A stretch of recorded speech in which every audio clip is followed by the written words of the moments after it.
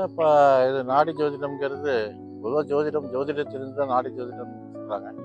ஆனால் பழங்காலத்தில் ரிஷிகள் வந்து வரக்கூடிய கலியுகத்தில் மக்கள் அடையக்கூடிய நன்மைகளும் அவர்களுக்கு கிடைக்கக்கூடிய அனைத்து விதமான உரிமைகளும் கிடைக்கணுங்கிறதுக்காக அதிர்ஷ்டம் இல்லாதவனுக்கு காலம்புறா கஷ்டமாக இருக்கான். அப்போ அவனுக்கு எப்படி அதிர்ஷ்டத்தை உண்டாக்கணும், அவன் வாழ்க்கையில் வழிகாட்டக்கூடிய வழிமுறை, அவன் முன்னேற்றத்துக்கு அதை வந்து அவங்க கைட் பண்ணியிருக்காங்க. ஒவ்வொரு பெருவ ரேகை ஆராய்ச்சி பண்ணி விஞ்ஞானத்தையும் மெய்ஞானத்தையும் கலந்து ஆன்மீக வழியால் பாடல் வழியால் பல பல பல பல நூற்றாண்டுகளுக்கு முன்னாடி 8வது நூற்றாண்டு 10வது நூற்றாண்டு இந்த காலகட்டத்தில் அவங்க எழுதி வச்சிருக்காங்க.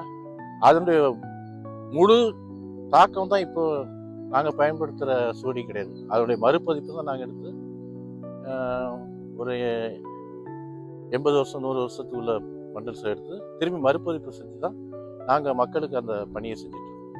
அதான் இது 8வது நூற்றாண்டு 10வது நூற்றாண்டுல எழுதப்பட்டது.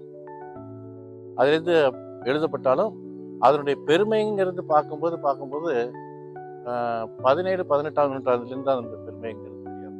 19வது நூற்றாண்டு அது வந்து கிரந்தம் முதல்ல கல்வெட்டில் எழுதிட்டு இருந்தாங்க.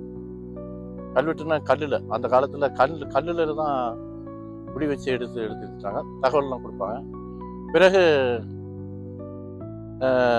அதை வந்து ஓலையிலையும் எழுதலாம் அப்படிங்கிற ஆராய்ச்சி பண்ணி ஓலையிலையும் எழுதிருக்காங்க. இன்றைக்கும் பல தொல்புற ஆராய்ச்சிக்கு போனீங்கன்னா கல்வெட்டிலேயே பழங்காலத்தினுடைய ரகசிய குறிப்புகள், வாழ்ந்த நடைமுறைகள், மன்னர்கள் வாழ்ந்த நடைமுறைகள்லாம் மன்னர் காலத்தில் தூது மாதிரி வந்தது. அதுக்கப்புறம் இந்த மாதிரி ஓலைச்சுவடி வழியாலும் இதை எழுதக்கூடிய அமைப்பு கிடைச்சது. ஓலைச்சுவடி தான் பண ஓலையால் எழுதப்படும். இது வந்து எழுதுகோள்னு, இது எழுதுகோள் பொழுது அதாவது அச்சாணின்னு சொல்லுவாங்க. அச்சாணின்னு கூர்மையாக இரும்பு கூர்மையாக இருக்கும். அதன் வழியால் பயிற்சி எடுத்தவங்க தான் எழுத முடியும். எல்லாரும் எழுதணும்னு நினைச்சாலும் பேப்பர் பேனா கிடையாது நவீன காலத்துக்கு பிறகு. அது எழுதும் போது அந்த பக்குவத்தோட அதை செய்யல் நிறைய தெளிவான முறையில் எழுதுவாங்க. எழுதி அதை சில அதாவது அது சில எப்படி துணி துவைச்சோன்னா அது மாதிரி சுத்தம் பண்ணி அது ஆயிலெலாம் தடவி அதை பக்குவப்படுத்தி அதுக்கப்புறம் தான் ஏற்றி போட்டு வரும்.